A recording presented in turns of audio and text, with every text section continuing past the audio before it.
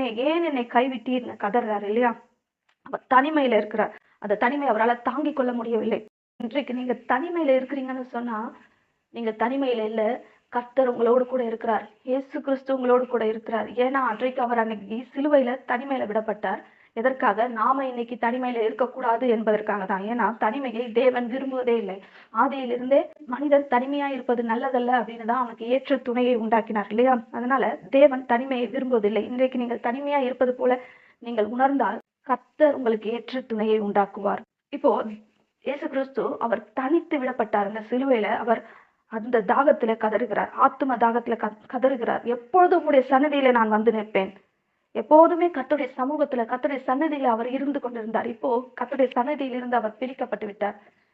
அதனால அவருடைய ஆத்துமா தாகமா இருக்கிறது. எப்போது நான் உம்முடைய சன்னதியில வந்து நிற்பேன், எப்போது உமது முகத்தை நான் பார்ப்பேன் அப்படின்னு சொல்லி அவர் அவ்வளோ